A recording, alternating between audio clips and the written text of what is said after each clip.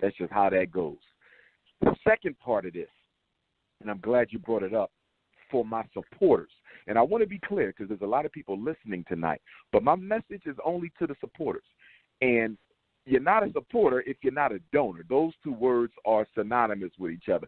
Donors support and supporters donate. So that's the only people I'm speaking to. And I say that, Minister Hashim, because when we have these conversations and when I do these different interviews on different platforms, you'll have people call up who don't donate or don't support and want questions answered when they never even contributed to the campaign. So I'm making all the haters aware right now that I'm not even talking to you. I'm talking to folks such as yourself who support the work. Here's the story on the taxes. Number one, when we purchased the building 7 days before the Honorable Frederick Douglass's 201st birthday, February the 7th, 2019, the white attorney who did my closing neglected to tell me that I had 2 weeks to apply and secure tax exemption from Newcastle County, because Wilmington is in Newcastle County, Delaware, okay, and also the city of Wilmington. So there's a city tax that you pay, and there's a county tax that you pay. Delaware doesn't have a state tax. Once I bought the school, I contacted the city and the county. I said, hey, we are not-for-profit entity, okay? I want to apply for tax exemption. They told me that you were supposed to have done this within 14 days from the date of your purchase. How in the hell was I supposed to know I had 2 weeks to get tax exemption?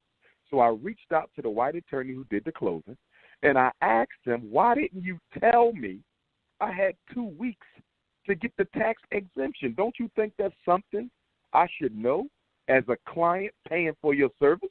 He never answered the question. You know what that tells me? He did it on purpose.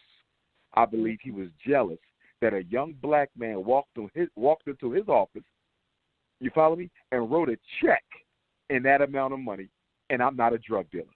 Those white folks looked at me like I was crazy when I pulled that check out. They're like, wait a minute, who is this guy? So I think they then went to the internet, found out who I was, and became upset that they even accepted me as a client in the first place. So I believe the attorney deliberately sabotaged me because on a certain level, he felt some type of way that a young black man could produce this type of money for a school, okay, and not a nightclub, because, you know, we love to buy nightclubs. He produced this type of money for a school without no white backing, no loan from the bank, straight cash because of the love of the people. So that's number one. The attorney that did my closing sabotaged us. Now let's do it number two. Fdmg was a tax-exempt organization under the IRS. But there's only one problem. The IRS never served notice that we had been approved for tax exemption. So guess what I'm thinking? They sabotaged us too. They couldn't refuse the tax exemption. So they simply said, we're not going to let him know that he got the tax exemption. We find out about the tax exemption after chasing down the IRS officer responsible for Fdmg's tax-exempt application. We was calling them, emailing them, both me and my accountant, professional accountant, working on this with me.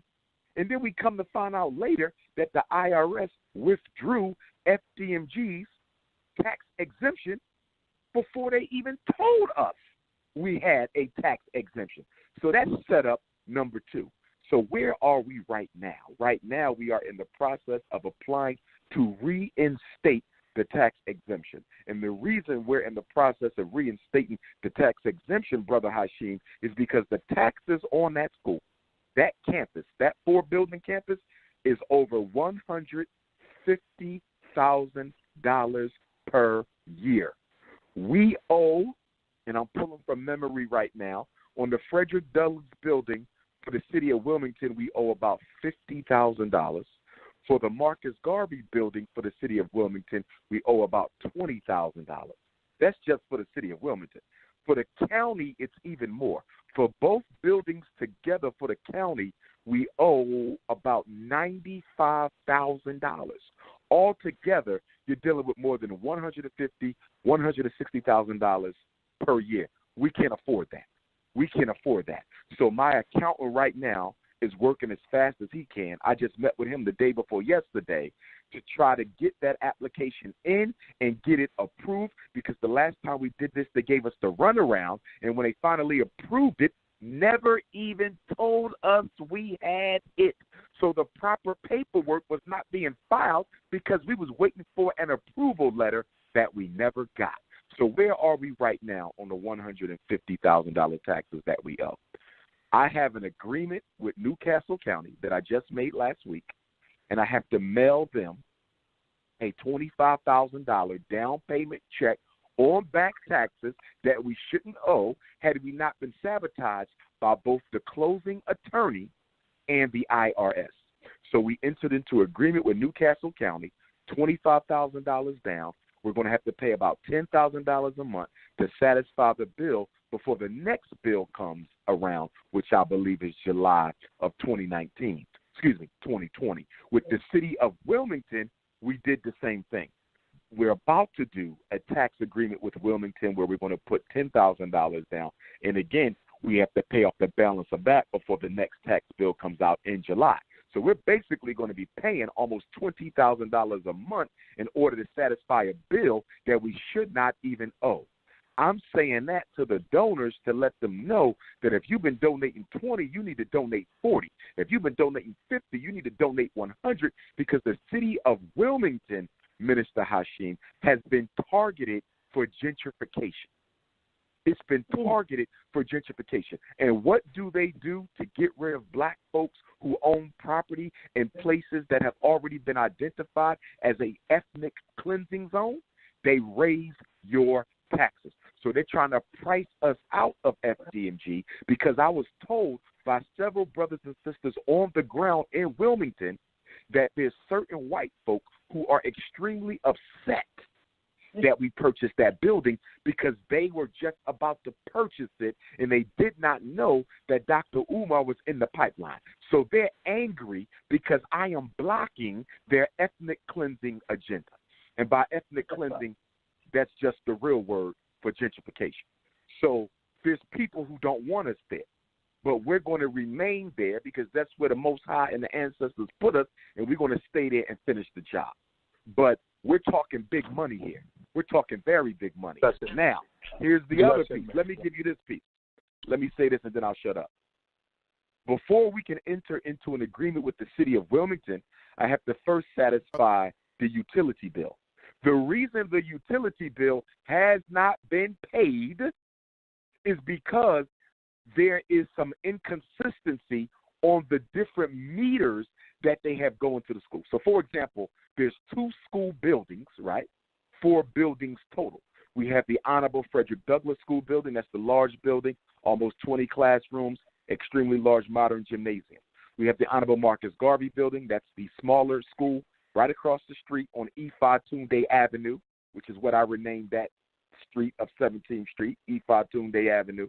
So the Honorable Marcus Garvey Building stares out across the street at the Honorable Frederick Douglass Building. So the Garvey Building has about 12 classrooms, okay, computer room, lab. Both schools are beautiful, brother. Whenever you're ready to come down, I'll give you a personal walkthrough. The school is, when you see it, you're going to say, my goodness, because these are modern schools. This was a charter school, black charter school, that lost its charter, okay, and the school was renovated and built basically from the ground up. They took old buildings and they renovated those buildings into a modern school. So we're only the second business to occupy this property. The problem is that the building was not secured well, and so Mike and Tay and Ray and them got in there and stripped it of all the copper and the piping and things like that. Had that never happened, that school would have been moving ready. We would be having class already, because when they left the school, it was in 100% brand new working order. The school was only about 4 or 5 years old. So we literally have a gift. We have really been blessed if we can hold on to this opportunity. But getting back to my point, the reason the utilities had not been paid is because we have to get clarity on the meters to make sure we're not being overcharged. Because there's 2 schools, right? 4 buildings but there's 5 different bills. So whenever I get the utilities, I don't get one bill. I get a bill for 5 different meters, but there's only 4 buildings. So later this week, I have to go out there and meet the city of Wilmington's engineers so they can trace the meters to the appropriate buildings to make sure I'm not being overcharged. There's also the fire water line in case of a fire emergency. I'm being charged for those lines, which have to be repaired. So I was told by a customer service rep from the city of Wilmington that you might not be responsible for paying the fire water charge because your fire lines have been vandalized and need to be repaired. I was going to pay the bill up front and say, you know what, just pay it. And I was advised by the city, don't pay this.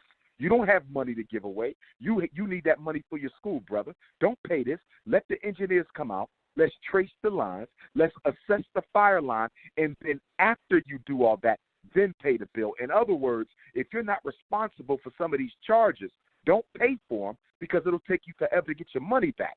Let's investigate, find out if you're not responsible. If you're not, we can take those charges off the bill, and then you can go ahead and pay it off. So the reason there's been no payment on the city utilities is because they're under investigation. And the reason there's been no tax payment on the city is because when the city does a tax agreement with you for Wilmington, they have to include all bills that you owe. I don't want the utilities included in the payment arrangement with the city of Wilmington because we can afford to pay those utilities off, you see. So that's what we're doing. So when you see these haters doing their little investigations and reports on Dr. Umar, last time I checked, Minister Hashim, they said I spent all the money. There would be no school. I thought that was the line. There would be. So how did you go from there will be no school, then they went to he's lying, he don't own the school, and now they act he got to pay taxes, and because he ain't paying taxes, they going to take the school. First of all, my school is not in default.